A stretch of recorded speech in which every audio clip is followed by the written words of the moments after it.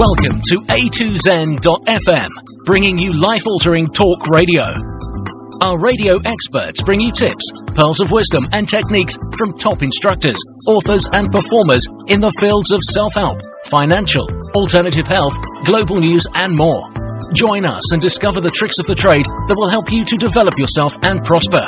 This is truly entertainment and education you won't find anywhere else.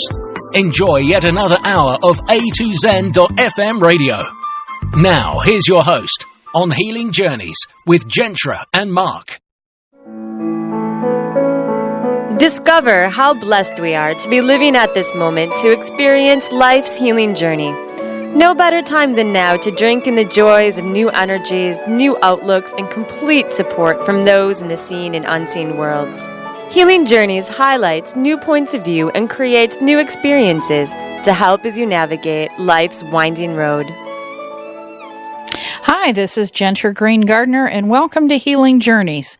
It's December 8th, 2011, and here in cold Minnesota, a little chilly today, and yet sunny, and I am feeling so vibrantly alive and very glad to have this time of year when it feels like things are kind of shutting down and dying on the outside and things are getting colder. I feel like the fires of our hearts, my heart, are burning brighter. And so, welcome to Healing Journeys. We're going to be talking about healing tonight with Lynn Woodland, and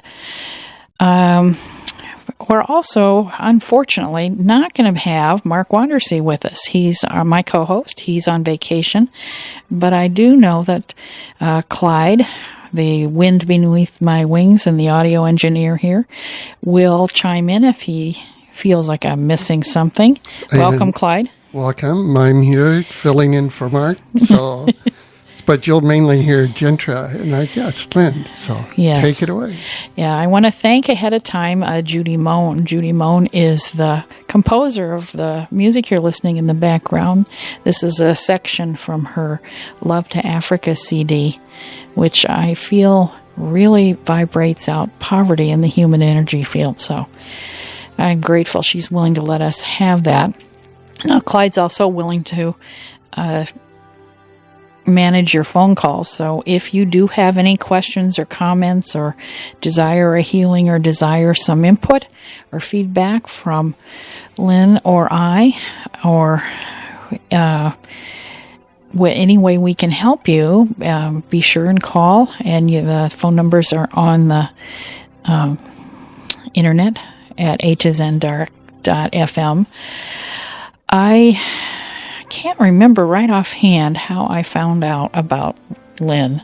Maybe because, Namaste Publishing told me about her Making Miracles book. I've interviewed a number of people from Namaste Publishing, and I've read a lot of books from a lot of major people over the last 2.5 years as a part of the doing the radio show.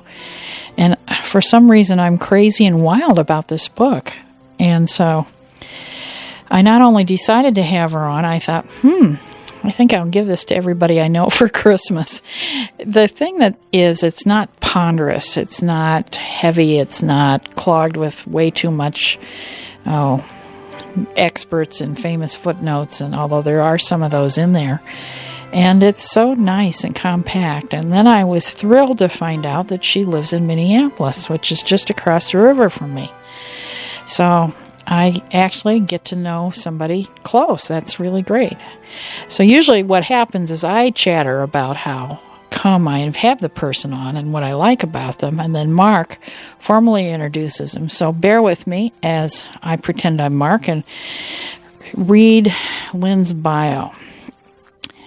Lynn Woodland is an international teacher and human potential expert who has worked at the experimental edges of body, mind, spirit, transpersonal psychology, and New Thought movements since 1972.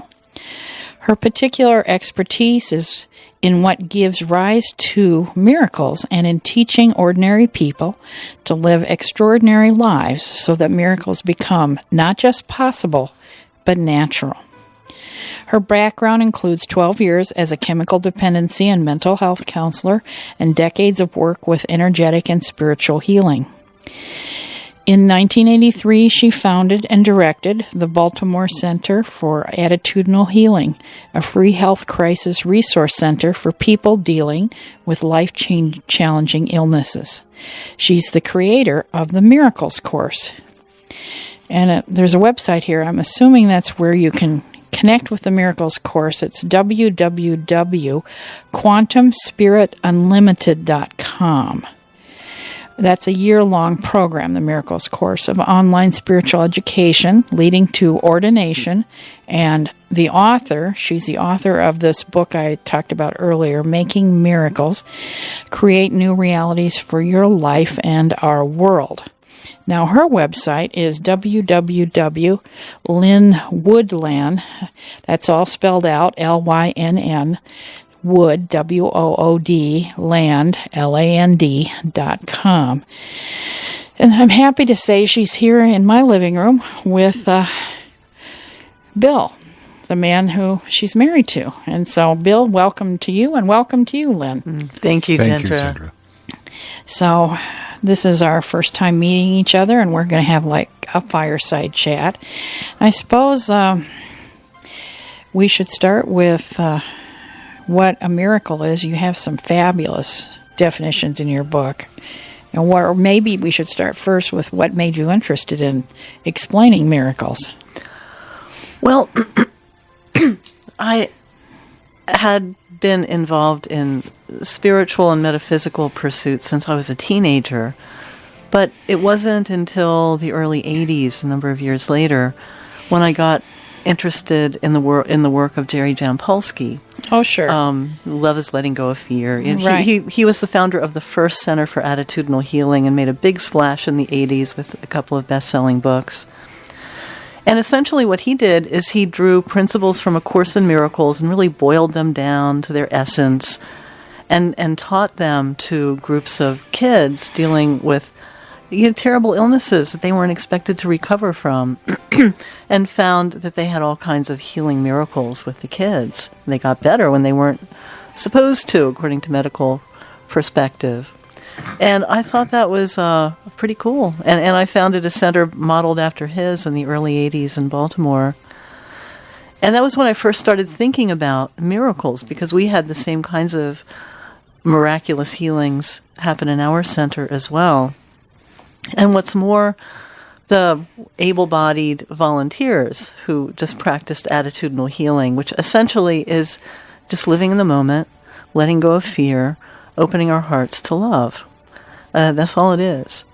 Not too complicated. Not too complicated. And our volunteers started seeing all kinds of amazing, often very serendipitous, synchronistic, wonderful things happening in their own lives as well. And it made me just really curious about what exactly does give rise to these amazing experiences, whether they're miraculous healings or miraculous opportunities showing up by way of serendipity and in a way that just seems outside of cause and effect as we tend to think of it. And since the mid-'80s or so, that's what I've devoted my whole career to, is learning about this and creating group experiments that will allow people to, test the limits of what's possible. I feel like people actually get paid for exploring miracles. It's amazing, get serious. isn't it? Yeah. Seriously? All right, then. It's almost as fun as getting paid to be a healer, right? Almost, yeah, I guess. Is that a real job? Neither one of them probably are. But I don't know whether people really understand what a miracle is. I always, I've talked to many people. There are a lot of devout Christians. I talked to Clyde's mom today. She said, well, I suppose there are miracles everywhere, more than we know. And that's usually all they say. Mm-hmm. I don't think they have, I wondered, I didn't want to press her, she is 90, but I thought, well, and what would a miracle be in your mind's eye? I don't know if she would know. Yeah, I have a working definition of miracle, which is that it is an event that is really born out of unconditional love And there's often a lot of serendipity involved where things unfold through coincidence rather than through a series of linear steps and planning. Okay. And it has a healing ripple effect that it just sends out healing to everyone who's exposed to it. And the real miracle, the deeper miracle, is not so much the event, but the unconditional love that gives rise to it.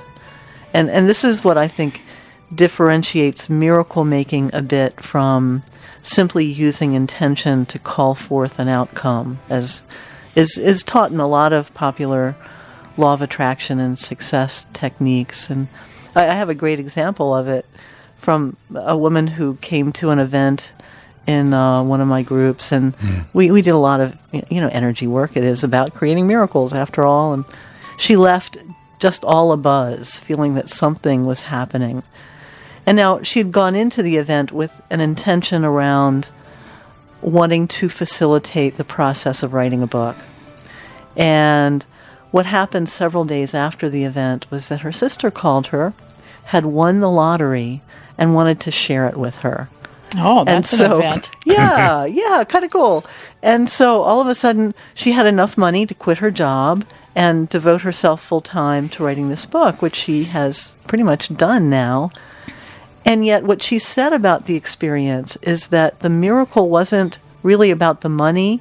It was that her sister shared it with her because they had had some strain in their relationship, and she would never have imagined her sister would do something like this. And it created this real just healing between the two of them.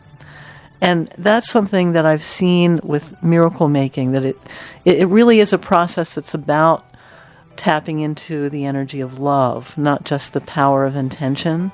Mm-hmm. And people will have these amazing results and fabulous healings and a serendipitous opportunity showing up. And yet, a lot of what they talk about is more the feeling of connection with other people, and there's a sense of relationships, bonding and healing where healing is needed, and people feel less alone in the world. Yes, I guess I was listening to what you were saying, and I was not leaving behind the idea of unconditional love. I don't think that's for sissies. It takes a lot of courage for someone to be willing to do that, put themselves out there. And I watch people live pretty protected, self-protecting lives. They think they're protecting themselves by not blanketing those around them with love like that.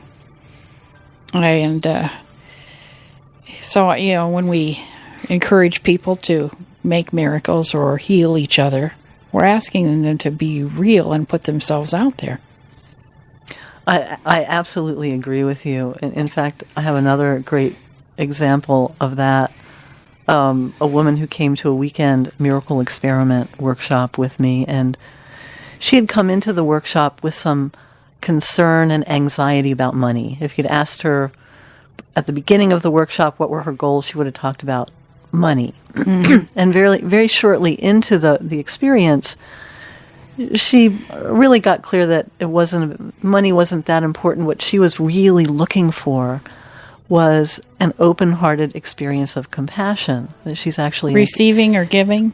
Well, she's in a caregiving field, and she'd found that she just really burned out, that she wasn't loving her client, she wasn't loving her family, the love just was not flowing. And in the context of the workshop, she really did go into that, as you were saying, courageously vulnerable place. And it's just sobbing with love and openness, and all the walls came down, and she said by the end she just felt that she had gotten what she wanted. She had opened her heart and felt compassion and felt renewed from that experience of love, which was not it would have been much easier to spend those 3 days simply focusing on, okay, I want more money, I want more money, I want more money, envisioning money, trying to bring it into her life, which is the way a lot of financial techniques work. Like The Secret movie. Right. Now, the end of the story is that the next day after the workshop, her boss called her into the office And at first she was like, uh-oh, what did I do? And then he launches into this whole story of how, number one, she was going to be given a 30% raise in pay. And number two, he started telling her about how the committee that decides these things did not want to give it to her immediately, wanted to give it to her incrementally over months, even years. But he just fought for her, stood up for her, and she's getting it ASAP. So there's something very powerful about identifying all those material out there goals we want to call in, feeling our passion, feeling our wants, but then really letting them go and finding instead the even deeper power of just opening our heart. Because then not only do we get all the material outcomes, but we get the joy that really allows us to appreciate them and enjoy them. Because this woman went home to her family and had suddenly a renewed experience of love and connection with her partner and her kids, and a much more joyous experience with her clients. And oh yeah, on top of that, she got a 30% raise in pay. That does sound like a miracle. And I think that's a great... It's a miracle they gave her a 30% raise in pay in today's economy. Yeah. Well, yeah. And I think that's such a perfect example of the difference between pure manifesting work and miracle making. It really does just ripple out healing further and further and further, because, she took that with her into every client relationship. And who knows how much impact that created in the world, because when, client gets that, they're going to pass it on too. So the love just keeps going. So what is a miracle experiment workshop? Well, the miracle experiment is actually something I introduced in the book, Making Miracles. And, the book actually is set up as a group experiment. I know. So readers immediately are drawn into this experiment where they're invited to bypass the illusionary limits of time and space, to reach out in loving compassion to every other reader. And science has actually shown that consciousness really can transcend all the boundaries of space, that space is no limitation to consciousness connecting. But research is also showing that consciousness can actually transcend the illusionary limits of time, that time as a line doesn't really exist as we think of it. And intention can actually change things that happened in the past. There's actually research around this. It's very interesting stuff.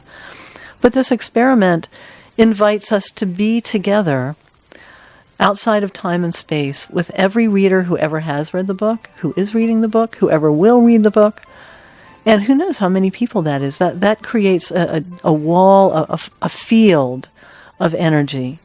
And it's the energy of unconditional love. Readers are invited to, in a sense, become part of each other's team in helping one another call forth healing and manifesting and the sweetness of life in all kinds of different ways. And so by collecting all of this energy of love, we just set about seeing what kinds of miracles we can make for ourselves and for other participants in the experiment and for the world at large. And when I do it in a workshop setting, it's the same thing. For years, I've done group work. Really, for several decades now, that's been my primary work is working and reward. Yeah, working with groups, and I love the dynamic of people together. Things happen when people join hearts and minds so much more easily and quickly than when somebody is just sitting alone, with their self-help book locked in their room, with their own little affirmation journal and vision board. Mm-hmm. Things can happen just in a flash. And I love to work with that dynamic, and over the years, I've expanded it to include, well, not just all of us here in this room, per se, but all of us who hold the intention to be together, past, present, future. So essentially, that's what the miracle experiment is. It's working with group energy in out-of-the-box ways for personal good and healing and collective good and world healing, really. Yeah, I agree. There's nothing more fun than playing with energy. Just to take an aside here, I want to encourage listeners to tune into Nova right now. Nova Public Television's a science show is doing, well, this whole fall and right now, they're still doing The Fabric of the Cosmos with Brian Greene. So they're talking about the scientific support for what you're saying, how space and time doesn't exist the way we think it does, and what the science is saying, and it's fabulous, the Nova program. So what you're saying just isn't a bunch of fruity metaphysics, New Agers getting together and deciding to smoke a little something and pretend something is going on. Yep. Lynn McTaggart is a wonderful author who is a science writer and pulls together a lot of this really way out there research and makes it really very readable. And her last book was called The Intention Experiment. And she was writing about some of the research that's coming out about intention and time. And toward the end of the book, I swear you could almost see her boggling her own mind as she was writing, because she was talking about how, according to research, it really is looking as though every thought we think, every intention we hold, changes the past, changes the present, and changes the future. So what does that mean? You could tell well, I've wondered what that meant. I mean, I think about, my damaged past and how I create a new, and then it doesn't feel like that's my past at all. What is my past? It's entirely different. Well, here's a really interesting story from a guy who was reading my book. It's just a very fun little demonstration of how mind-boggling this can get. He said that he woke up one morning with a really sore throat, and it was so bad that he felt like he had to make a doctor's appointment for that afternoon. And then, just very suddenly, mid-afternoon, his sore throat went away completely, so much so that he canceled his appointment. And then the next morning, he woke up and he had a little bit of it back again. So he thought he would sit down for his morning meditation and give it some attention. And he just picked up my book that happened to be lying close by to help focus his meditation and opened it randomly, and just happened to open to the chapter that was on healing a condition at its start in the past. And he thought, oh, well, this is perfect. That didn't really boggle his mind because he's used to synchronicities, that kind of guy. But then he got to the part in the exercise that directed him to send healing back in time to himself to 2 p.m., in fact, to every 2 p.m. he's ever had. And he realized, oh my gosh, because that was exactly when his sore throat went away. So, it really is just, it just stretches the brain cells to think about some of this, the implications of this, that when we work outside of time, and I think in particular in connection to this large wave of consciousness that the miracle experiment creates, because it really does, through intention, create a container of sorts for energy and consciousness to work together. By tapping into that and working outside of time, we can actually receive a result before we do the consciousness work or hold the intention to call it in. Kind of interesting stuff. Really makes you go, Things that make you go, Lynn, you've taken some time with YouTube to set up the first chapter of the book that talks about the miracle experiment, and people can actually go to YouTube and experience the miracle experiment firsthand with what we've put up on on that site. Yeah, actually, this video doesn't talk about the miracle experiment. It actually is a miracle experiment. And some of our desire with this is literally to experiment with this, to pull in as much attention and intention and energy and love from as many people as we possibly can, to take this little snowball of an experiment and grow it bigger and bigger and bigger to see what happens. Nothing like a snowball, huh? Yeah. Yeah. We are in Minnesota, after all. It does have some energy to itself. Yeah, well, creating, all the individuals that are as unique as snowflakes coming together into a ball. That's right. That's right. You are all about the snow. I'm all about the snow yeah, thing. That's Yeah, right. it works for I'm me. about the snowball. It works together. It does very well, doesn't it? Yeah, it does. Yeah. That is a great video. They just go to YouTube and put your name in the search, I assume. Yeah, or even just go to my website. It's right on there. And just add some love to it. Yes. Just see what we all can create together just by adding a moments of love. I don't know, but it's funny.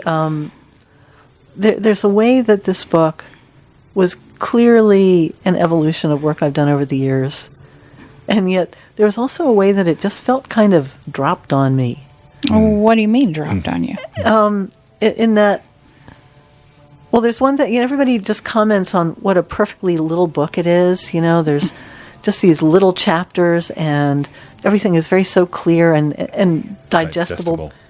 And I've done a lot of writing. I tend to write these big, massive things. I just want to include everything when I write a book. And my first book was that way. It was about everything.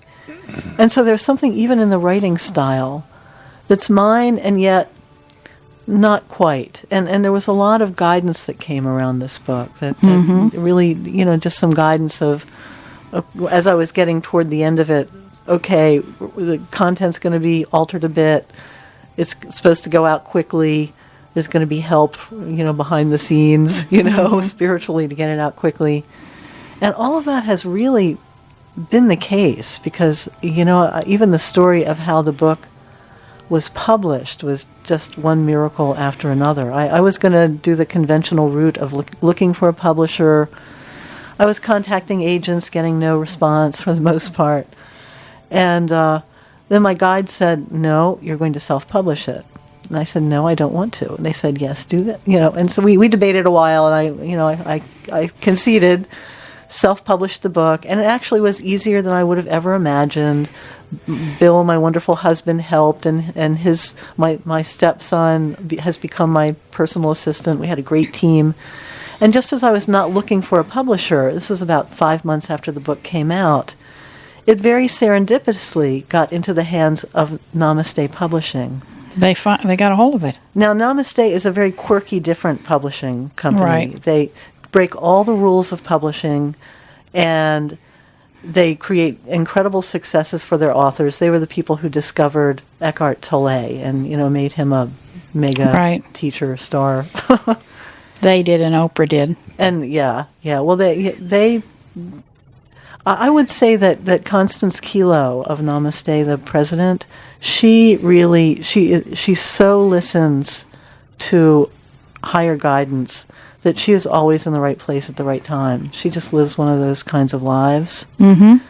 So they picked it up so quickly that made my head swim, and they had it published in about 2.5 months. That's fast. I know. Yeah. That is really fast. And Constance was saying, we've never done anything this fast. I don't know what it is. It's like this book just has its own agenda.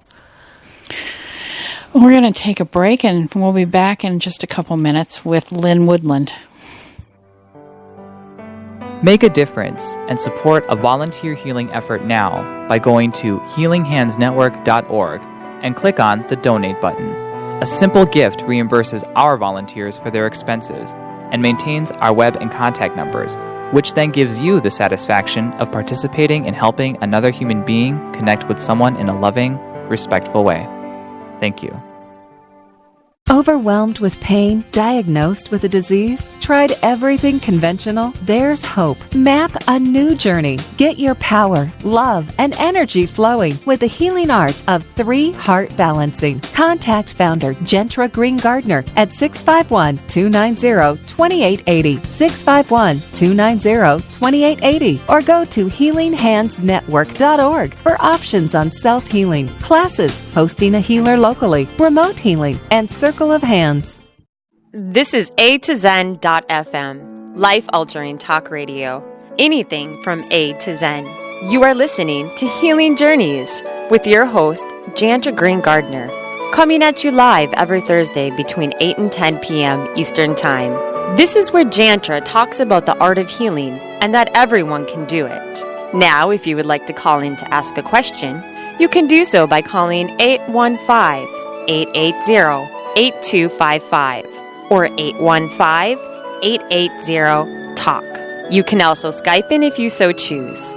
Feel free to join us in our chat room for lively discussion, dialogue, and questions.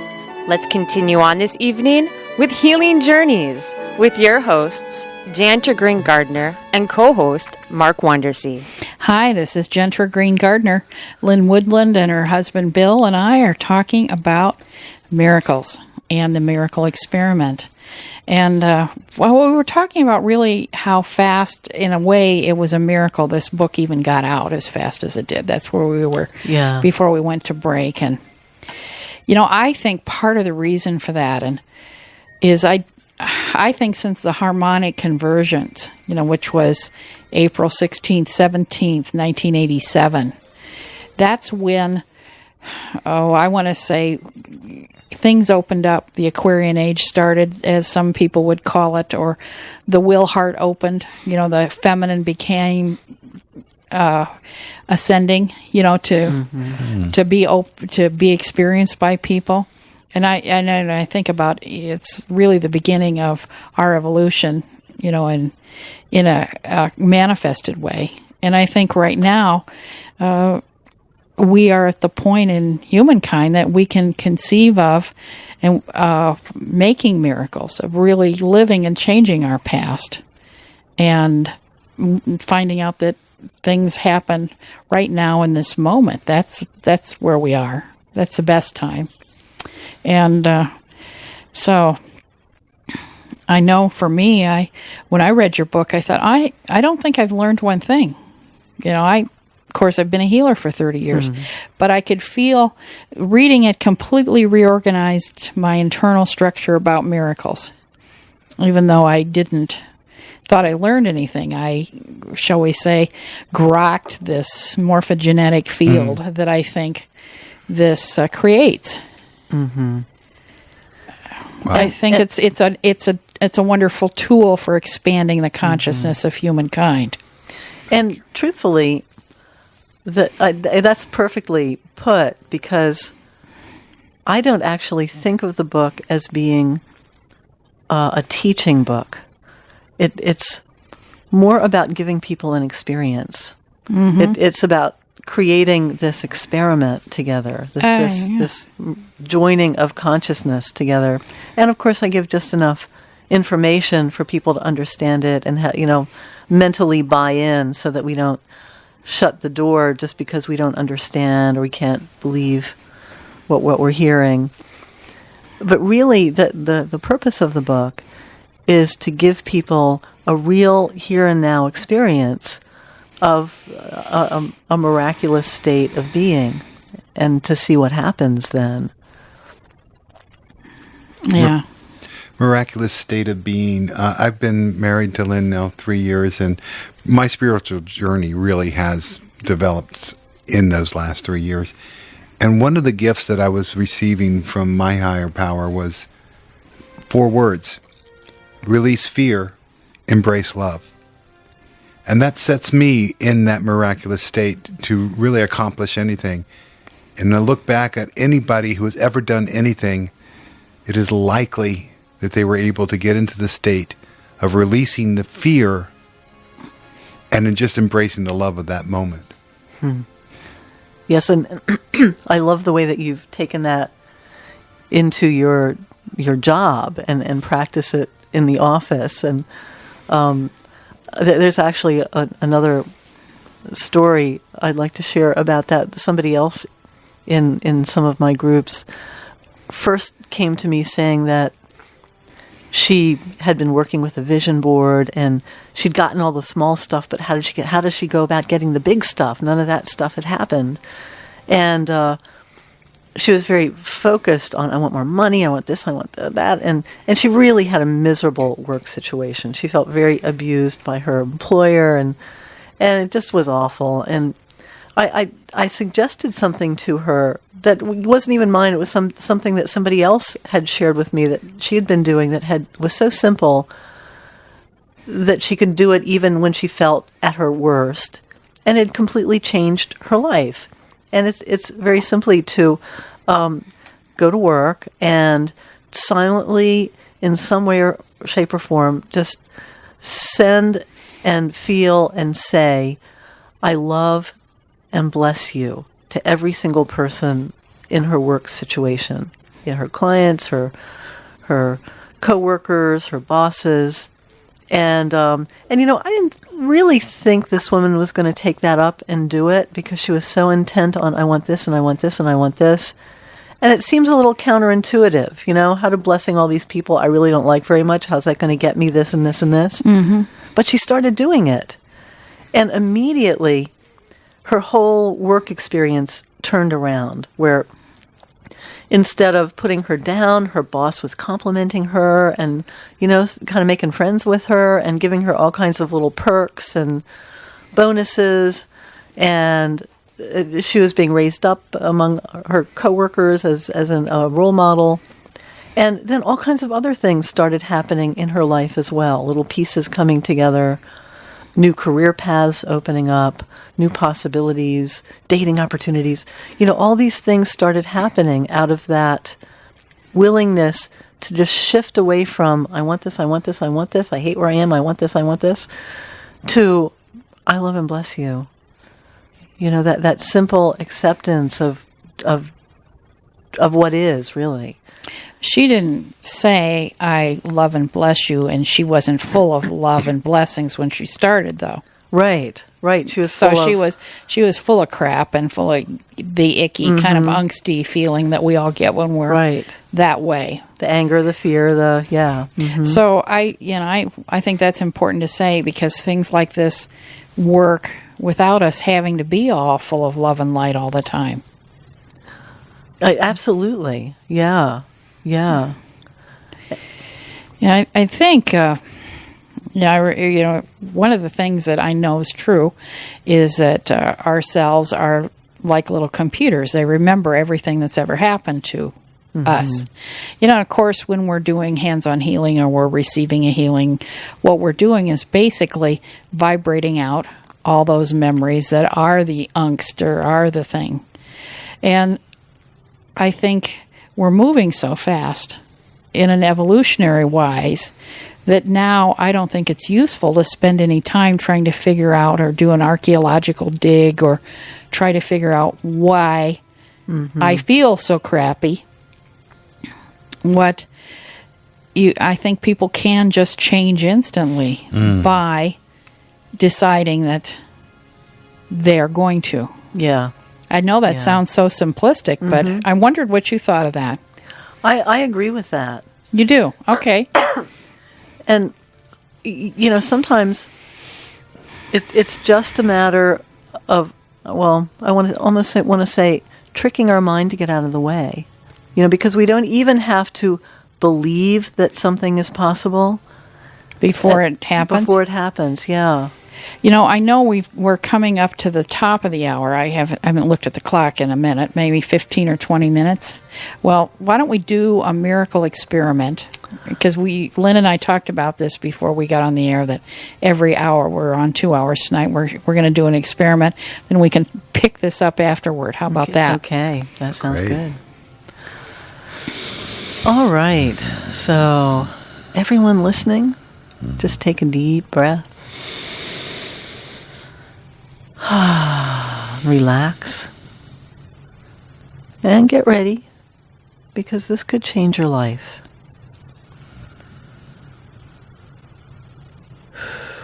The miracle experiment is an invitation to suspend disbelief and let your mind be boggled and have an experience of reality beyond you think what you know for certain. So if you're game, let the experiment begin right now by imagining the earth shifting just a bit underfoot. And imagining that nothing you see is what it appears to be. And increasingly, science is showing that we can't even change our minds without affecting the world around us. And as easily as listening to these words, your mind and your world are changing. If it's your will, you will become a miracle maker. And if you're feeling even a little bit excited, it's already begun. So proceed a little further into the experiment by imagining that as you listen, you're not really separate from all the other people hearing these words. Change your mind about what might seem to be a separate experience so that you are now, simply through your intention to do so, linking minds with the whole listening audience. And take it further now and let go of your whole perception of time. Time is a far more fluid thing than we realize, so let your mind transcend the fluid boundaries of both time and space to connect with every mind that has in the past and will in the future participate in this miracle experiment. And this is happening automatically simply because you're thinking it and imagining it. You don't even need to believe it. Just imagine what it would feel like if you did. There are already thousands of people in the past who have linked minds this way, and countless others in the future.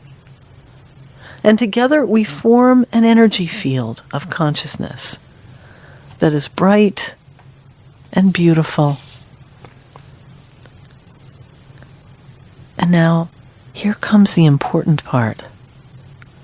For a moment, hold the deepest, most heartfelt intention that every participant in this experiment, past, present, future, all experience something miraculous. Let your heart reach out across time and space to all of these unseen, unknown souls. Let them matter to you. Imagine your love quietly making life better for them, bringing opportunity where there was none. Maybe even providing a lifeline for someone in the midst of a dark time. And now as you're doing this, imagine all these souls, so many of them, are all sending out a loving, heartfelt intention for you without even knowing you. That you now experience miracles. Feel what an incredible gift this is, how loved you are. This gift may be what opens a new door of opportunity for you, or brings peace of mind, or joy and love into your life, beyond anything you've ever imagined. It may have already made your life better in some way. Just hold these thoughts lightly with wonder. Don't try to figure it out or even decide whether or not you believe it. Just hold the experiment gently. No need to strain, and let it go. And know that you've now become more than a passive listener. You've become part of this experiment, reshaping matter, changing the world around you, and calling forth miracles for yourself and countless others whom you will never know.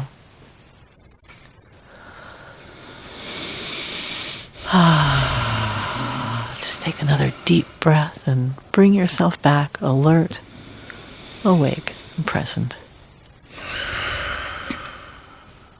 Was that ever fun? That was a ride. Gives you giggles. Well, it does, and just makes me think of those old Michael Jackson videos when he would have a person, I can't remember what song it was, but he'd have a person's face morph into another person and morph into another person. So there'd be a black man and then a white woman and then a Chinese and then all the races and everybody morphing together. And I started seeing this worldwide morpho thing. You have to be a Michael Jackson fan, but I remember. You remember. All right. Yeah, he was one of a kind, groundbreaking back then. It also kind of reminds me, something Bruce Lipton was talking about, that we have this, I think it's 3 trillion cells in our body, a huge amount anyway. I have to recheck my figure. A whole lot, yeah. And, in our body, what we're trying to do is get all those cells to cooperate and work together. And then he talks about how how many people on the planet now. I think it just got to 7 billion. We just crossed that line. And we're all cells in the humanity being the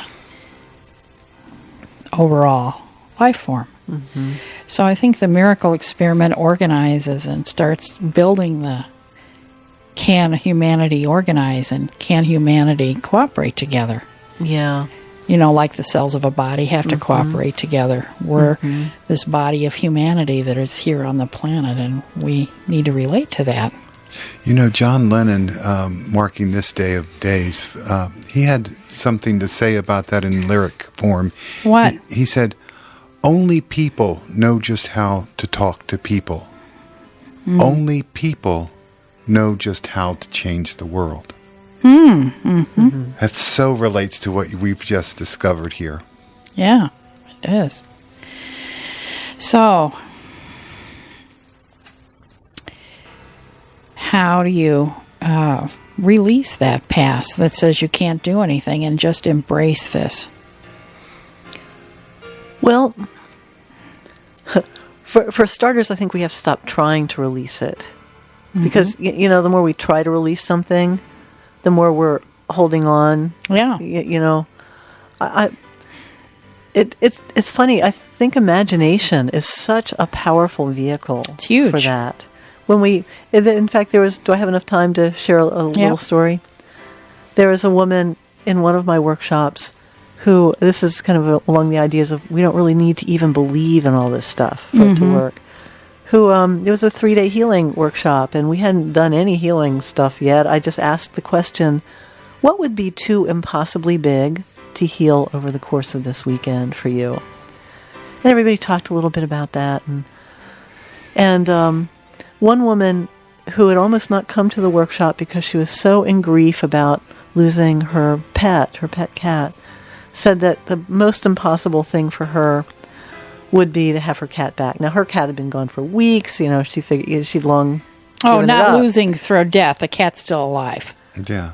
Lost. Okay. Well, it ran away. Yeah. Okay. Yeah, and she assumed we're talking about resurrection. That's intense. She assumed, nothing's impossible. Right. She assumed it was long dead. It had been a long, long time, and that was her most impossible thing. Her second most was healing of her body, because she had been dealing with really severe disablement and chronic pain from a car accident about 10 years earlier.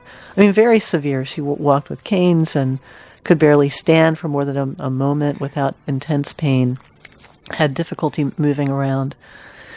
And so during the session, her cell phone went off, and everybody kind of gave her one of those looks, and she embarrassedly turned it off. Checked the message at the break, and it actually was someone calling who had just found her cat alive and well. Skinny, but alive and well. Cool. So miracle number 1, boom. And then the next day, she came to the workshop, and this was before we'd even done any actual hands-on healing work. And said she was moving fine. She said she was without her cane. She said it was the first time that she had been pain-free since the accident 10 years ago. And she even did a little dance to prove it to us. Oh, wonderful. So when you think about what happens when you ask yourself that question, what's too impossibly good to happen to me? Your mind goes to it, so you're envisioning it. And you've declared it impossible, so you're not holding that fear and attachment. You're not going into this You've place already expressed it. Of, oh, I can't have it. Well, I get it. Is this possible? You're just not even going there. You're really in a more of a detached place of just imagining it. And boom, there you go. There it is. That's a masterful way of doing it. It really is. So sometimes just these little tricks to get ourselves out of our own way. It's kind of like throwing the dog a bone. You know, the dog being the part of our mind that just rattles on and on and on and on. But I think right now it's time for those tricks to work. I think if we'd done those things in the 90s, it wouldn't have worked. In the 90s, we had to explore the dark side, embrace the dark side, find out who we were. That was the big deal. You know, and then after about 9 years of that, as humankind, then we were, let's just, we've explored all the rage and fear and everything we can. Let's just turn our back onto it. And then we began to really develop, I think, the openness and tools to, I don't think they're just tricks. I think they're actually based on where we as people are ready to go.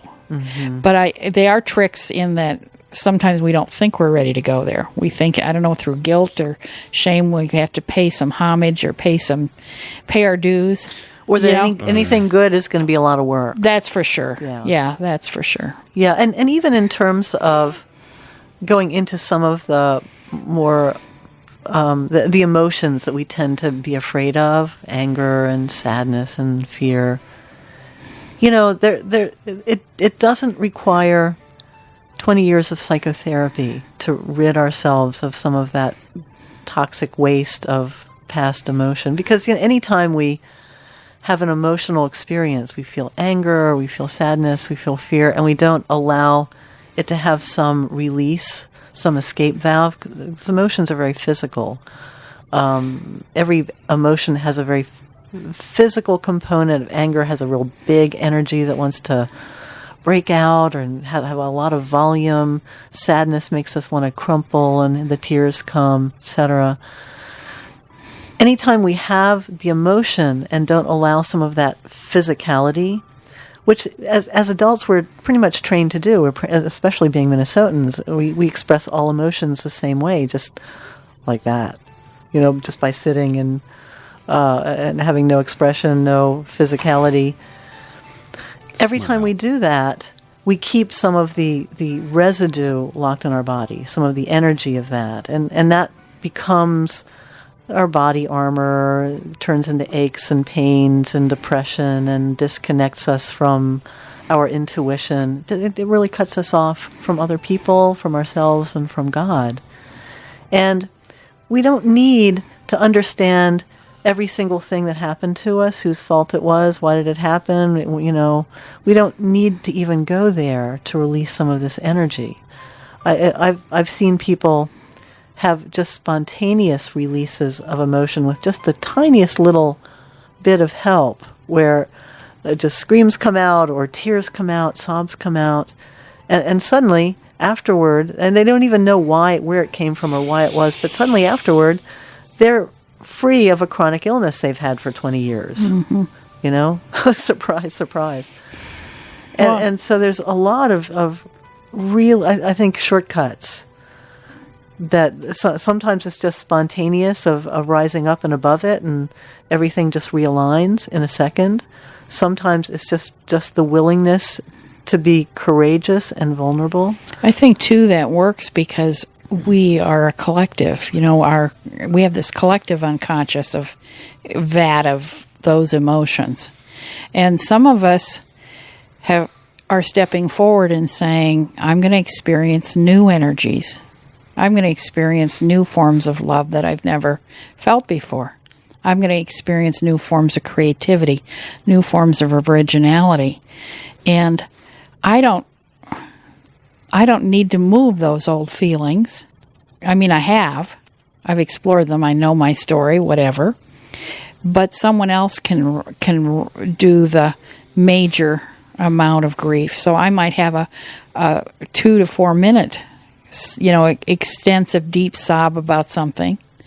And then that energy moves to someone else in the whole Earth collective that hasn't really done their homework, done their personal work, and they move those feelings for us. I think we're healing together as a group. That it's part of all of humanity, kind of tracking. So some people need to be more emotional than others, depending on how much experience and permission they've given themselves to be human. Does that make sense? I mean, that's another way of saying what you're saying, I think. Yeah. I think that there's... Is that the Akashic record? It's like that, yeah. There's some balance to it as well, that each of us has emphases in different areas, that some of us are more comfortable going up, right. Away from it all, like meditating until we don't feel a thing. Some of us are more comfortable going down into catharsis and, right. Waiting in all the muck. And there's a way we need to do some of both of those. And to balance out our own imbalances. And it in a lot of ways, it boils down to what's our own personal step beyond our comfort zone. Because that comfort zone looks so different for every person, and yet until we're ready to walk up to it and take a step beyond, we're never going to get anywhere that we haven't been before. And so I see that helping people identify, well, what is that place of comfort that's become my rut? It may be my strength to some extent, but then it also becomes a limitation. And then how can we take a step beyond, a stretch in the direction that we want to grow? Like the woman in the workshop who came in wanting more money, but she realized what she really wanted was to open her heart and compassion. And that step of just opening to that raw place of really deep, profound love, so where she was crying, where she just was, mush. That was a very courageous step for her. That was way out of her comfort zone. And yet that's what made everything click into place. So I think when we can identify where that is, that's where we find our power. And we take other people with us. I think that's where we really do some healing for everyone. Does that make sense? Yeah. I think how to step into power is really what interests me, and I think it interests most of us. And, it's one thing to read in a book, stop being a victim, and have your therapist tell you that, or your AA group, or whoever. And it's another thing to offer another framework or a way of looking at things, which, of course, has scientific research, and say, how about we just change the whole paradigm and just do something different? What if we don't have to work all that out? And it has nothing to do with whether we deserve it or not, or any of those, shall we say, puritanical emotions. But part of the reason why I bring them up is I think emotions are a field of gravity. And when we're healing ourselves, we're changing our field. And, what I like about your book is I think it's an extremely fast and wonderful way to help someone change that heavy emotional field. Now, we're coming up to the top of the hour. We're going to be here another hour with Lynn Woodland talking about miracles and making miracles and who knows what else. And so we'll go to station identification. Welcome to A2Zen.FM, bringing you life-altering talk radio. Our radio experts bring you tips, pearls of wisdom and techniques from top instructors, authors and performers in the fields of self-help, financial, alternative health, global news and more. Join us and discover the tricks of the trade that will help you to develop yourself and prosper. This is truly entertainment and education you won't find anywhere else. Enjoy yet another hour of A2Zen.FM radio. Now, here's your host on Healing Journeys with Jaentra and Mark.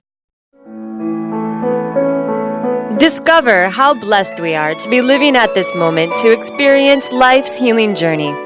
No better time than now to drink in the joys of new energies, new outlooks, and complete support from those in the seen and unseen worlds.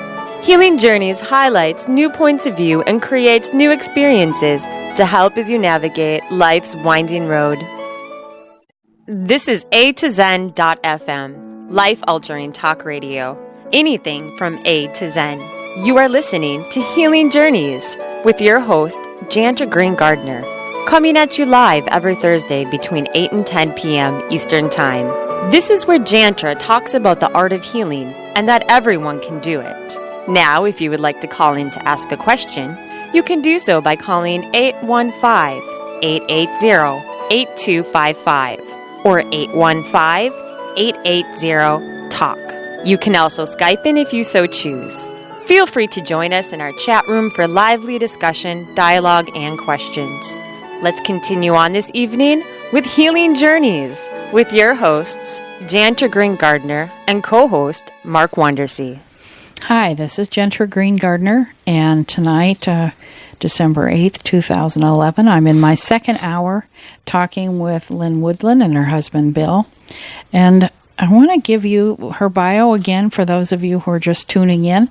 Lynn Woodland is an international teacher and human potential expert who's worked at the experimental edges of mind, body, spirit, transpersonal psychology, and New Thought movements since 1972.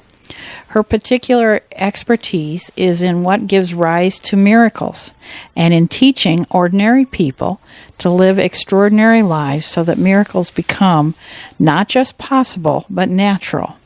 Her background includes 12 years as a chemical dependency and mental health counselor and decades of work with energetic and spiritual healing.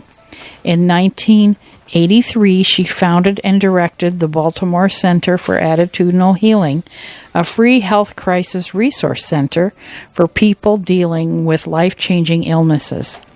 She is the creator of the Miracles course. And you go to www.quantumspiritualunlimited.com, and that's a year-long program of online spiritual education leading to ordination.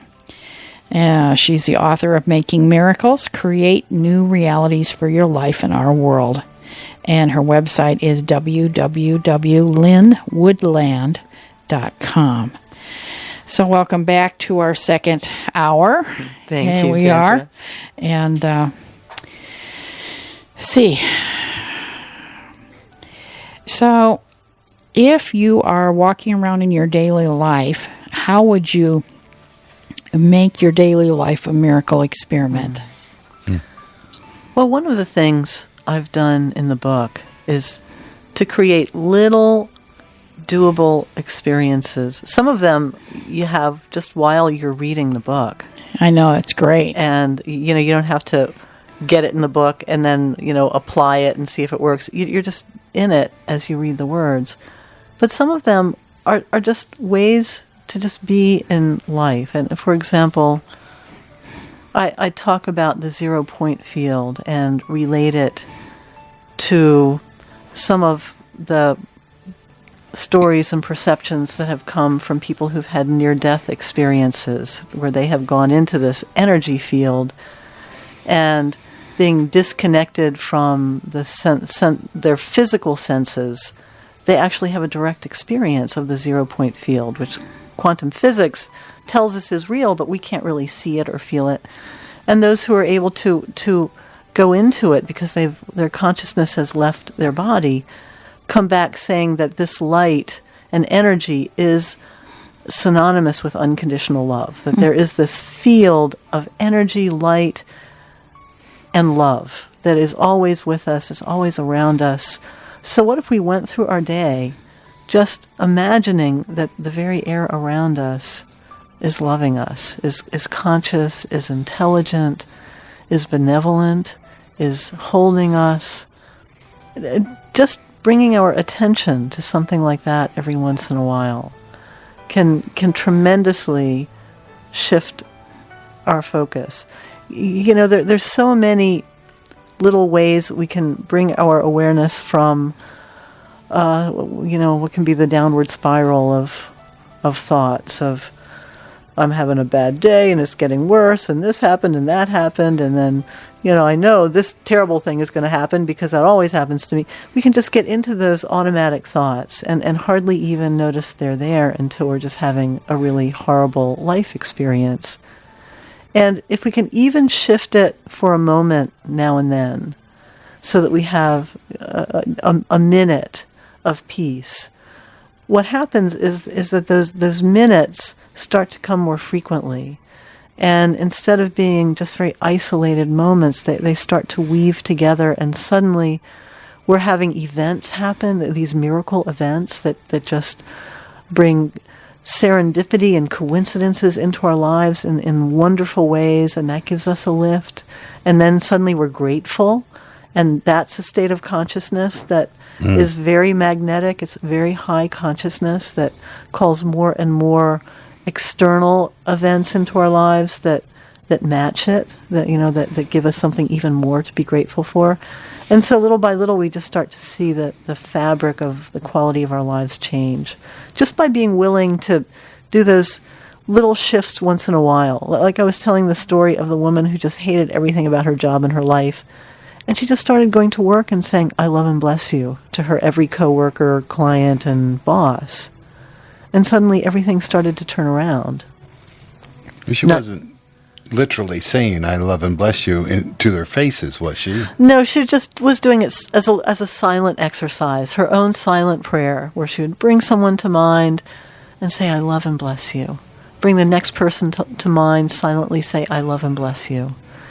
Pretty simple. And it's funny, the person who taught me this is someone who is just a brilliant woman who has a grasp of every personal growth technique you can imagine. She's very well versed, and she has so many tools in her, metaphorical toolbox.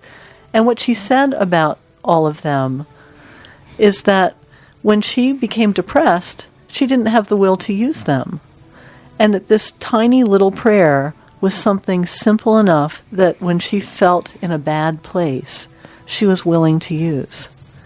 And I think if we can, I thought that was just very insightful and an interesting way of putting it. I think if we can find those tiny little things that we're willing to do to shift how we're feeling in a moment, then life starts to change. And in the book, I gave a lot of examples of those little easy things to do.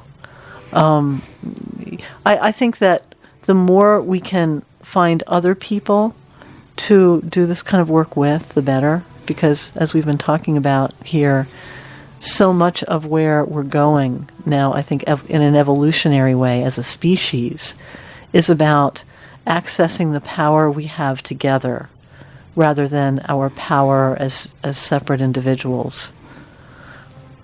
Yeah, I was thinking about Michael Brown, one of your other authors at Namaste Publishing, and I've interviewed him a couple of times.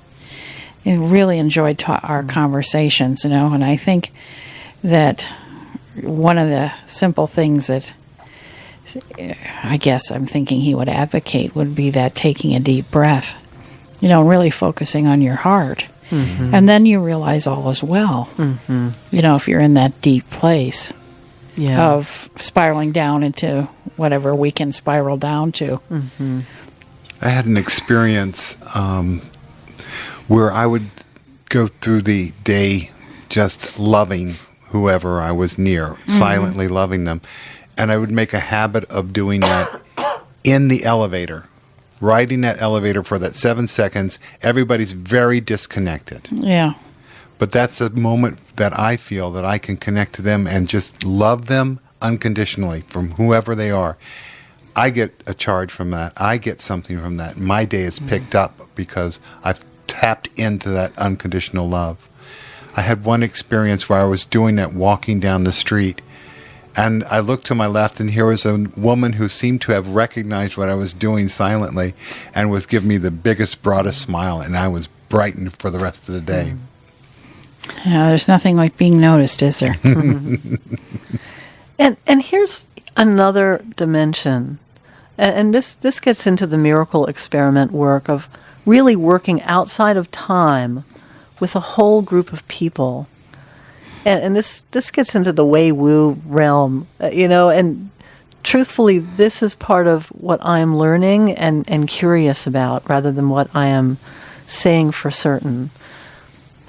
But when we are connecting with so many souls outside of time and space, with this intention that we are serving one another and really gifting each other really with grace for no other reason than that we can love one another in that way.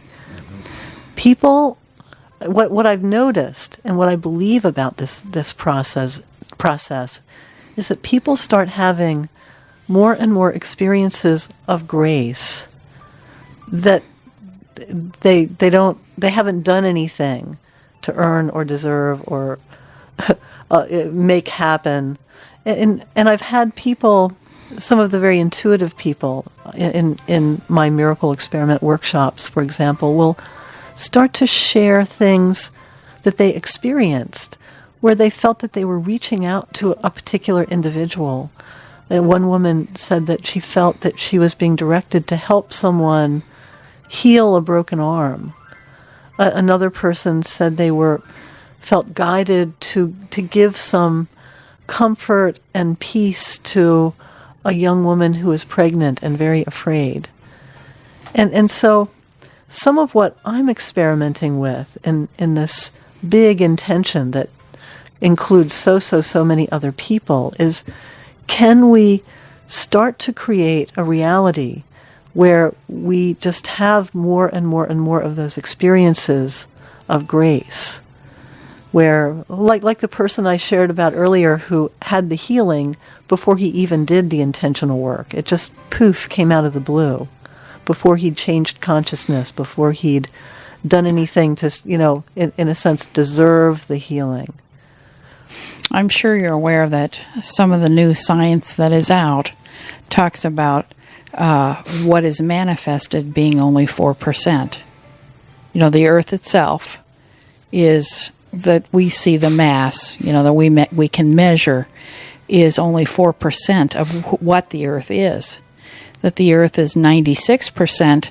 So the scientists who measure these things call it dark matter or dark energy. Of course, dark not being the same as evil. Right. Mm-hmm. So we humans are the same way. I mean, the physical body I'm walking around in is 4% of me. So 96% of me is what? My soul, my consciousness, my etheric, astral, crystalline, nether bodies, who knows what. Mm-hmm. That deal. Mm-hmm. And, according to the physicists, this dark matter and dark energy takes up space. I mean, they see it through the Hubble telescope, in our third dimensional world. So my thinking is, how many boundaries is there? Mm-hmm. To your question, that my 96% can be mixed up with yours or anybody's. Yeah. In a healing text, I would call that immersion. Mm-hmm. That people who are really skilled at healing can use their energy body as a container and immerse with someone and, right. Give a healing and receive a healing in that way. Mm-hmm. But I also think that's what if I were making it up, and I don't know, I mean, we're talking about realities that we're guessing about, like you said, not sure. I would say those people in your miracle experiment have immersed with someone, on the other side that need that grace. Right. But I think people are immersing with people all the time. I do too. And they don't know it. Like you're in line at the Kmart and you're all of a sudden feel like you're getting a cold. Then you walk out in the parking lot and you're fine. In Kmart, you're probably immersed with the cashier or the person in line 2 people back who had a cold and needed a healing from you. And you don't even thinking that way. Mm-hmm. So I think that's what I mean. I think our human evolution has taken us. Yeah. Your book, what's great about your book is close to caught up. I still think we're still even evolved beyond your book, but we still are at that place of needing to define what that is, which is what we're talking about. It's really an exciting time to be alive. Oh, yes, it is. Yes. You know, and so I think there's nothing. It really means people letting go of not just the past, but their mental constructs of how they think reality's been created for them and what's possible and what isn't possible. Yeah, exactly. And it's funny that this book, Making Miracles, I mean, I did my best to meet people where they are, and some people compare it to The Secret and say, it's good for manifesting things. Some people compare it to A Course in Miracles and say it's a great little spiritual practice. And yet, what's most interesting to me about it, and truthfully, I'm learning I learned a lot from writing the book, and I'm learning a lot through teaching it. I don't feel that I've mastered this body of information by any means. What's interesting to me about it is that I feel that the most important thing it's doing is teaching us how to live as, new millennium humans, of really starting to experience life in a non-linear way, outside of time, outside of cause and effect as we think of it. And that just opens up so many possibilities. And also tapping this incredible power we have together. Because I think that this power of all of us together in love is going to access a new level of power that we couldn't get to without love, and we couldn't use responsibly without love. What I'm going to do is I'm going to turn to that page in your book in the front where you define miracles, because I've only been prompted about 3 times to read it. So I thought that it takes a while. I don't like to necessarily be interrupted from the other side. It's like, no, we're having a conversation here. But this is earlier in the book. I think after you talk about the chapters. This is an expansion of the definition you gave earlier, where you said miracle is an event born in unconditional love, and a miracle has a healing ripple effect on everyone who touches. Miracle is an occurrence that surpasses our expectations and beliefs about what is possible. Miracles include instantaneous manifestation, marvelous coincidences, and impossible healings.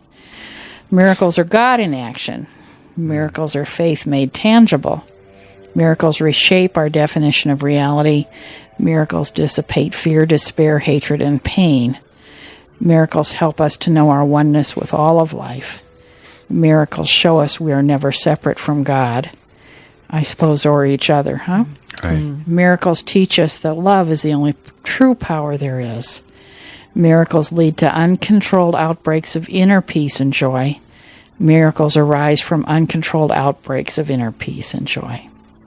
Miracles demonstrate the awesome power we have to change our lives and to change the world around us.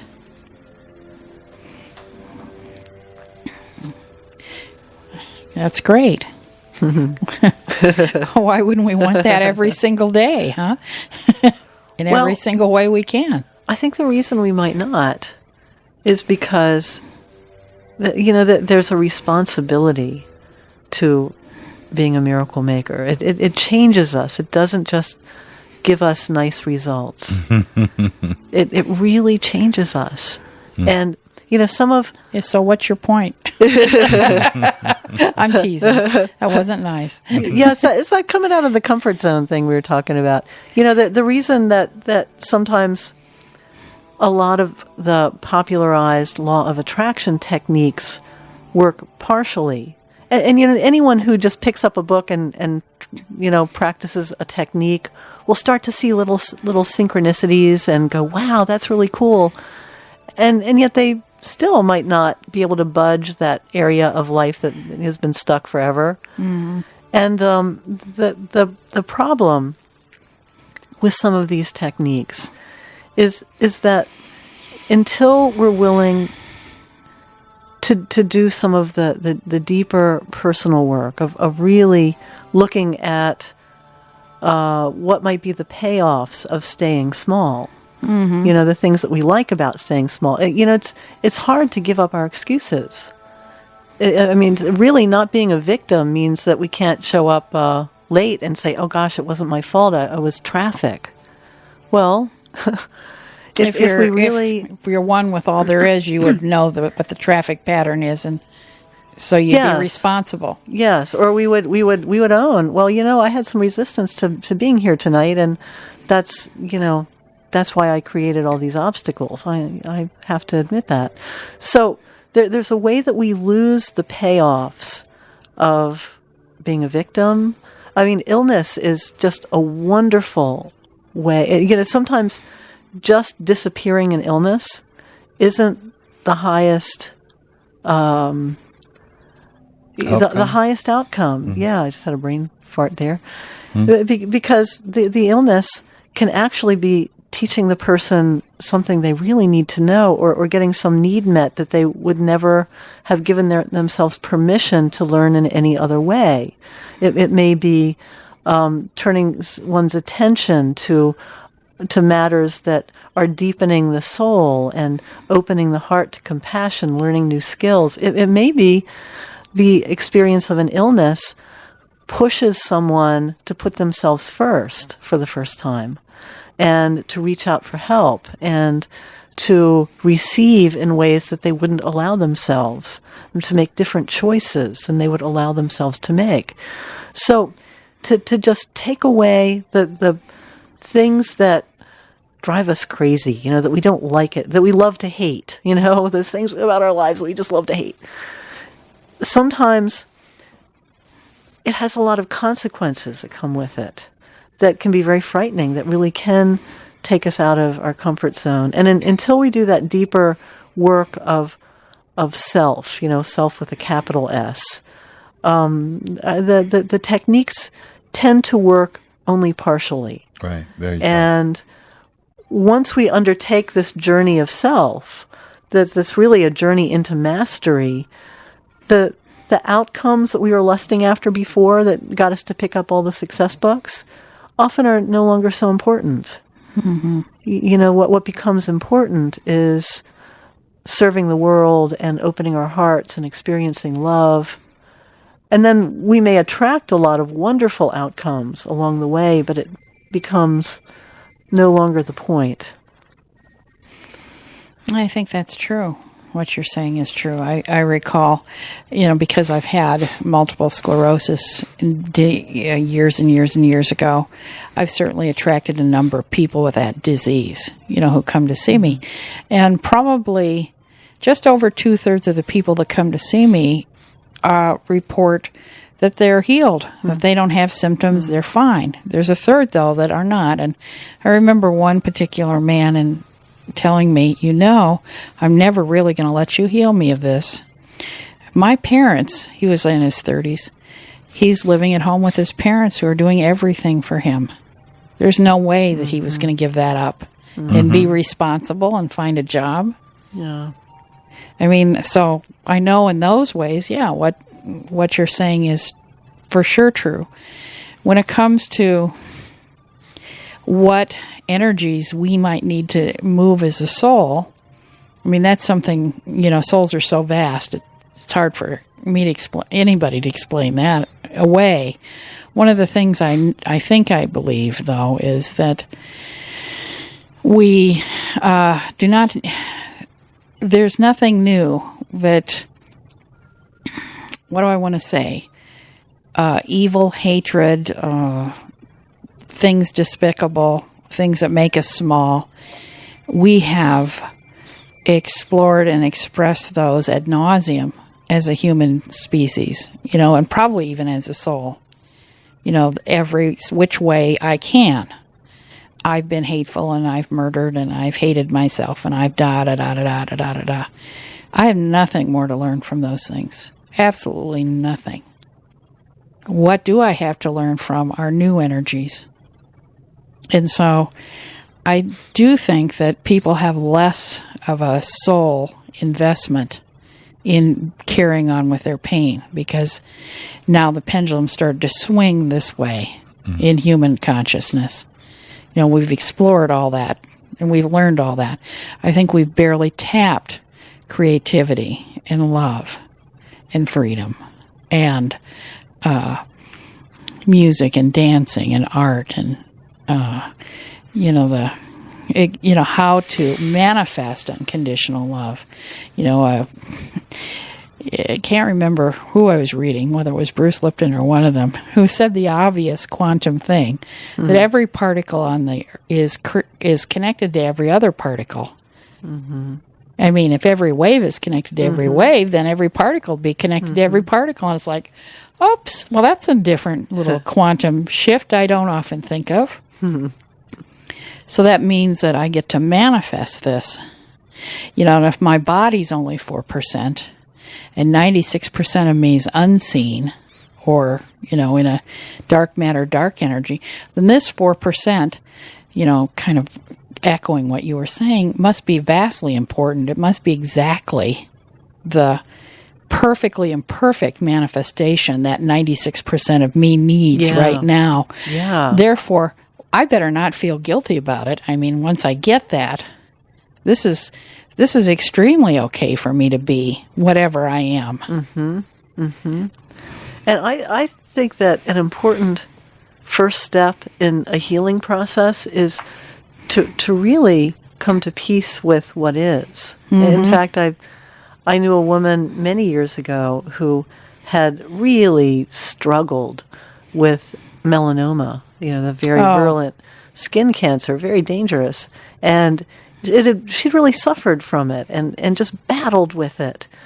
And she picked up one of the early books on spiritual healing. It was by Catherine Ponder. Oh, my God. I was thinking about her. Writers. Everything and everyone prospers me now. One of her laws. And this was a long time ago. And she started doing an exercise from the book where she just started writing the affirmation, "Thank you, God, for cancer." Oh, yeah. Over and over and over.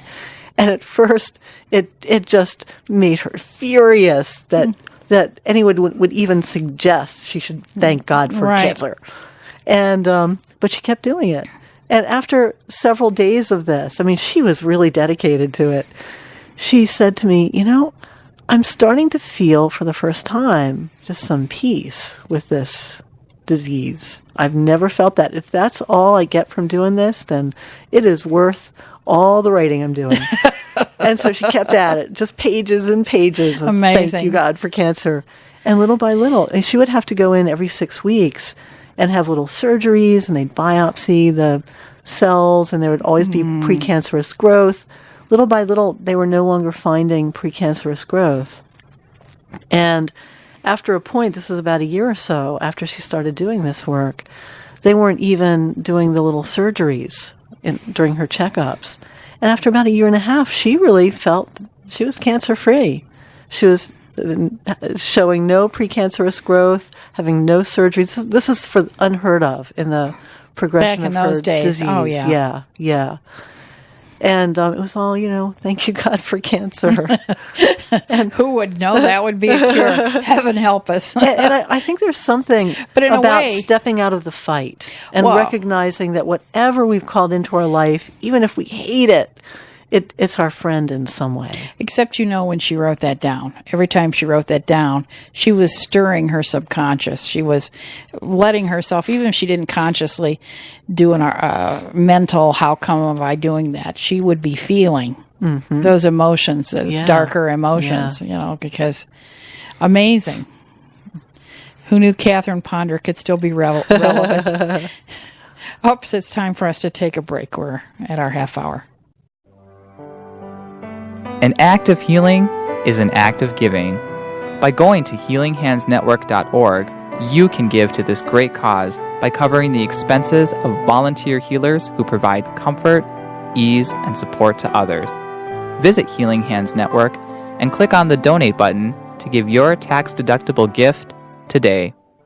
Overwhelmed with pain? Diagnosed with a disease? Tried everything conventional? There's hope. Map a new journey. Get your power, love, and energy flowing with the healing art of 3-heart balancing. Contact founder Jaentra Green Gardner at 651-290-2880, 651-290-2880, or go to healinghandsnetwork.org for options on self-healing, classes, hosting a healer locally, remote healing, and Circle of Hands.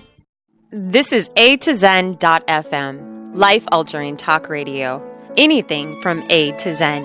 You are listening to Healing Journeys with your host, Jaentra Green Gardner, coming at you live every Thursday between 8 and 10 p.m. Eastern Time. This is where Jaentra talks about the art of healing and that everyone can do it. Now, if you would like to call in to ask a question, you can do so by calling 815-880-8255 or 815-880-TALK. You can also Skype in if you so choose. Feel free to join us in our chat room for lively discussion, dialogue, and questions. Let's continue on this evening with Healing Journeys with your hosts, Jaentra Green Gardner and co-host Mark Wondersea. Hi, this is Jaentra Green Gardner, and Lynn Woodland and I and her husband Bill were talking about miracles and the miracle experiment. And I want to tell our listeners that your website again is www.lynnwoodland.com. And maybe it would be well for you to just tell them a little bit about what would they find there. Well, I have a fun website, if I do say so myself. You can go and check out the video and have a little miracle experiment experience. You can leave a request for distance healing, and I have a whole group of healers who will send you healing. I also have an oracle, so if you want to just reflect on a life question and get a little information, you can do that as well. And there's also a whole bunch of information about healing and the healing process. And, of course, information about all my various events. One thing my husband wants me to make sure to mention is that the book has a companion CD. Actually, it's not a CD anymore. It's a download of all of the experiments in the book turned into guided meditations with a nice bed of music behind them so that you don't have to read them. You can listen to them. And that's available on Namaste Publishing website. So, you can find out all about the things I'm doing. I do phone conferences from time to time. Soon I will be having a weekly class by webinar. So people wherever you are can join my weekly class. And that's a very hands-on. Miracles? Yeah, about miracles and very practical spirituality, how to create the lives we want to be living. It's very experiential rather than just a talking head giving you a lot of content. There's exercises and things to do, and we'll probably even have the technology set up so people can break into small groups and actually discuss things. Cool. So do you have like Skype appointments, or do you do individual healing? I do individual consultation. I don't actually, I've been working with healing for decades. I don't really think of myself as a healer, per se. She is gifted, though. my passion is to work with groups. And that's really much more of my bent. I do intuitive readings where I help people see the big picture of their lives. Oh, okay. So that if people feel stuck in this area, I'll help them see the big picture, and it's often because, they're supposed to be giving attention to someplace completely different, and I'll give a lot of practical suggestions for opening doors and getting the wheels turning again. So I do that kind of thing by phone. Okay. So they can connect with you over your website if they want something like that? Yeah, they can find out about that on my website, too. Yeah. Okay, great. Well, we're, rounding the bend to our last half hour, and I kind of promised that we would do another miracle experiment, so maybe we should get to doing that, huh? All right. I always love doing those. Okay, one more time. Everybody out there, relax. And just take a deep breath.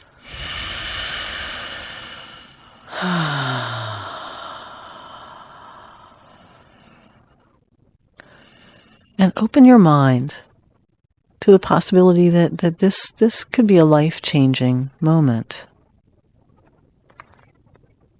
Imagine the thousands of people who have already added their love to the miracle experiment. And then imagine the countless people who will in the future add love and compassion to this experiment. And now imagine through space and picture all the people in this listening audience who are here together in current time. And as you picture all of these people, all of these souls in all parts of the world, and even in all different times, knowing that time is an illusion, so truly, if we intend it, we can be together. As you imagine them all, just love them. All of them, with all of your heart, for just an instant. Through time and space, send to people you'll never meet the faith, the reassurance that miracles are happening. You don't even have to believe. Just imagine. Your love may be quietly changing someone's life, providing light in a time of darkness, or opening opportunity where there seemed to be none, or gifting someone with undreamed grace. And as you do this, feel how loved you are by countless people who are all sending out a heartfelt prayer for you. Feel what an incredible gift this is. This gift may be what opens a new door of opportunity for you, or brings peace, joy, and love into your life beyond anything you've imagined. And because we're joining outside of time, we're just disappearing the whole illusionary boundary of linear time. This gift may have already made your life better. It may have already changed something. You don't need to believe any of this.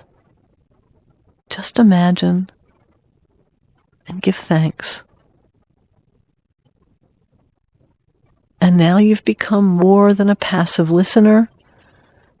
You've become part of this experiment, reshaping the world around you, calling forth miracles for yourself and countless others whom you will never know. So take another deep breath and open your eyes. Come back alert and refreshed. Yeah, and for any good thing that happens or any grace you feel, you can turn to those countless thousands of people and say, thank you. Thank you. Thanks for the help. Yeah. I think it was Albert Einstein who said imagination is more important than knowledge. I believe that. Yeah. So we don't have to know this for sure, do we? No. Well, so much of what science is showing about intention and consciousness and the nature of reality is basically that reality shows up however we expect it to. Mm-hmm. That's coming from the scientists, not just the metaphysicians these days. Imaginal. Just, imagine. I'm sorry, I can't get off of John right now because he said imagine, and we're imagining peace, and peace is coming. We're imagining a better world. We imagine a connection with people. and we get it. Mm-hmm. You said imaginal. That makes me think of imaginal cells. Oh. Those are the cells that make a caterpillar change into a butterfly, that make a tadpole change into a frog. Wow. Metamorphosis cells. Wow. Can you tell I'm floored right now? Yeah. Yeah, and the butterfly is a very powerful symbol throughout my book. In fact... Yeah, talk about that. The initial title of it, when I self-published it, was Holding a Butterfly. Oh, really? And the Namaste changed that. But they kept the image on the cover of a hand holding butterflies. Very good. And I've often used that as an analogy for the perfect state of being for calling forth miracles. Because if you think about that, your hand is open and you're in this state where your body is still and your mind is quiet but very focused, not straining. People who get into manifesting their goals often get real strained about it. But it's very, very present, and there's a lightness of being, a sense of wonder, and a real sense of the magic of life. And then you let the butterfly fly away, you let it go, you're not attached, you don't grasp or try and hold on. And even after it's gone, that experience leaves you feeling filled. Mm-hmm. So that there's something in that experience of that's about the lightness of being that is so important in the process of miracle making. And I've always seen that butterfly image as so metaphorical on so many different levels. I make sure in my backyard I plant all the plants that butterflies love. You want to have them attracted to you. We need to do that. It's true. Yes, we do. Need to do that. A few butterfly bushes in the yard. Mm-hmm. Butterfly bushes, and they love echinacea. They love phlox. My backyard is full of butterflies every summer. It's really lovely. wonderful. So I love that image. And yeah.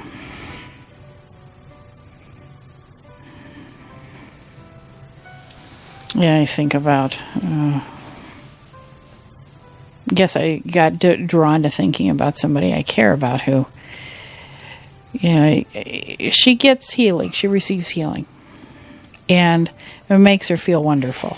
Mm-hmm. And then as soon as it makes her feel wonderful, then she has energy to completely use herself up and do for others and put herself last. And she drives herself into the ground.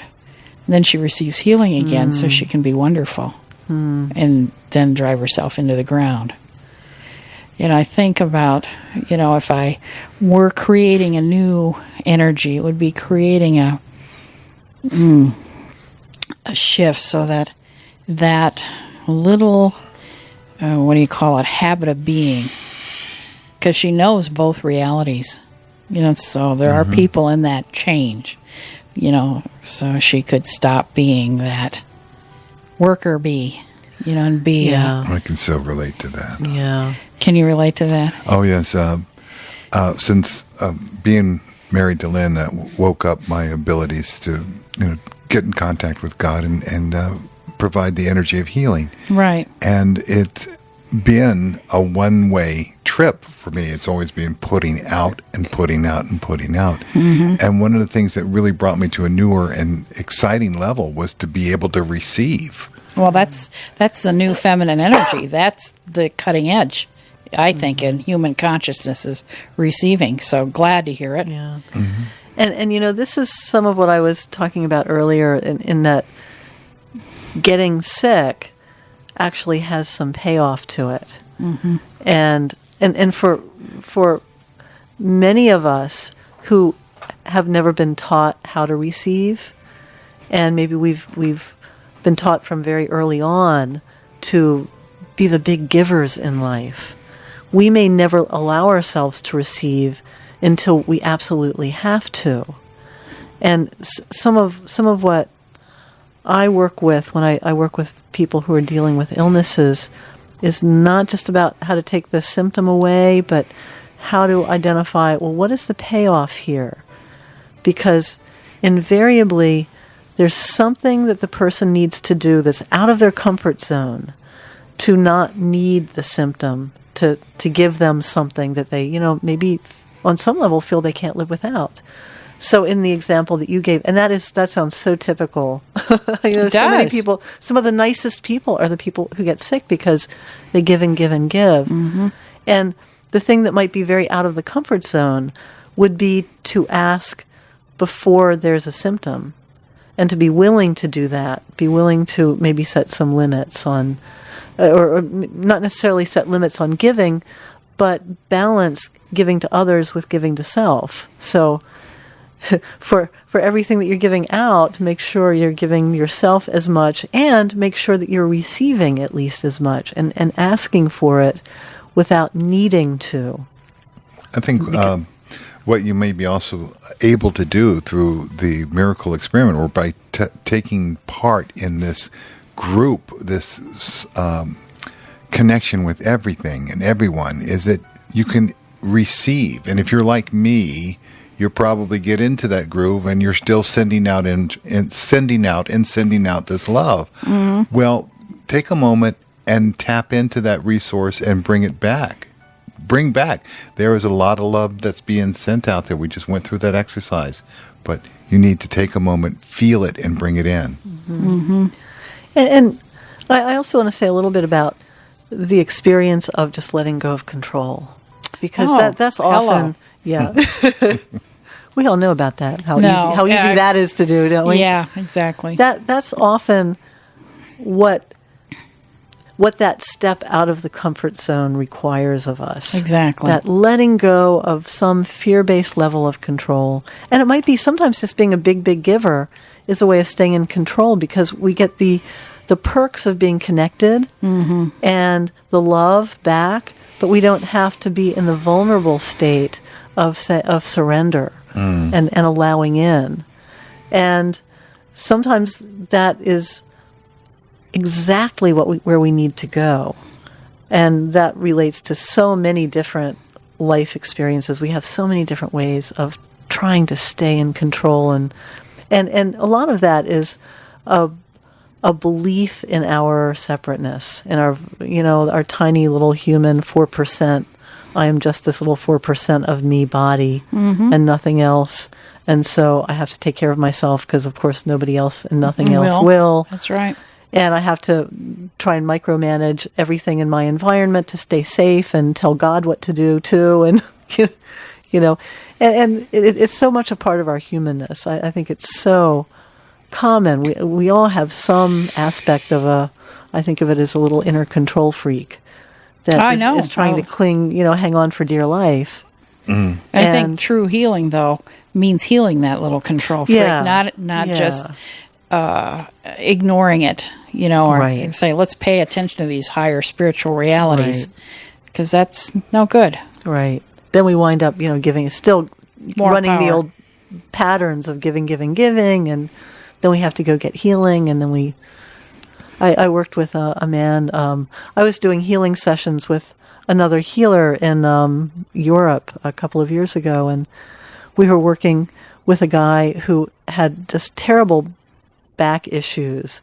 And my healer colleague, he is just great. He can just unruffle a person's back, and boom, they feel fine. Mm-hmm.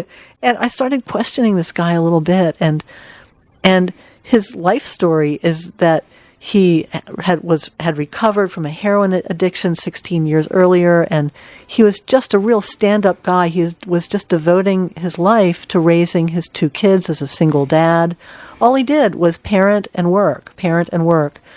And the only times he received any kind of nurturing and attention, and the only times he received was when he went for therapy for his back pain about twice a week to different kinds of therapists. So if he didn't have his back pain, he would have receive anything. Nothing. And so I gave him the prescription of taking the next 6 months, and at least as often as he had been getting treatment for his back pain, he had to do something to get nurturing in another way. Like he had to just go out and get massage, or he had to do something that would be a real self-loving, nurturing thing. And I also gave him the assignment he had to start dating because he hadn't had a date in about 16 years. Uh-oh. So, sometimes we need that kind of prescription along with the healing treatments for it to really take. Like you were saying with your friend who keeps using it up and coming back for more and using it up. Yeah, I know that one of our growing edges, Clyde and I do, is we look at each other and say, what else could we receive today? Oh, lovely. We've gotten this, and this. What else is going to happen? That's nice. Yeah, so I'm going to keep that one. Yeah, I think we're gonna bring that one home. Yeah, it's fun. It's really fun. In fact, he said it to me today. He said, what else is going to happen? I said, well, we're going to meet Lynn and Bill. That was one thing I knew that else was going to happen. So I'm really glad we have. Yes, it's been a gift. We are very glad too. We got 4 minutes here. So I guess one of the things I always tell my listeners is that there is so much help from the seen and unseen world that if they want to change, all they have to do is ask. All they have to do is reach out. Yes. And that somehow the way will be shown them. And now, in the context of a miracle experiment, you would say more than just what I said. You would add a field to that. Yes. So why don't you elaborate a little bit? Well, the whole idea of the miracle experiment is that there are countless people who are intentionally joining together to support one another. It's like one great big, gigantic global support group. And I've had people share that they, as they work with the book, they just have this experience of no longer feeling alone, of just feeling so many benevolent souls with them all the time. I had this fantasy, and of course, imagination is more important than knowledge. But, these people I could start, showing up and meeting someone that's a perfect stranger and feel this tremendous affinity for that person. And it could be because they're part of my field now. Yes. Without me knowing they're part of my field. Yeah. Yeah. That. Because we've been joining at the spiritual realm. Yeah. Right. Yep. Yeah, and I'm thinking about the whole 96%. So those people who are not consciously reading your book, then their 96% could be mixed with my 96% who are reading their book. So even without reading their book or ever doing a miracle experiment, this field could be exponentially larger than you imagine. Yeah. Absolutely. There's such a, anytime there's love, there's such a ripple. If one person has a miracle of unconditional love, they're going to ripple it to everyone in their community. The whole world around them is going to change.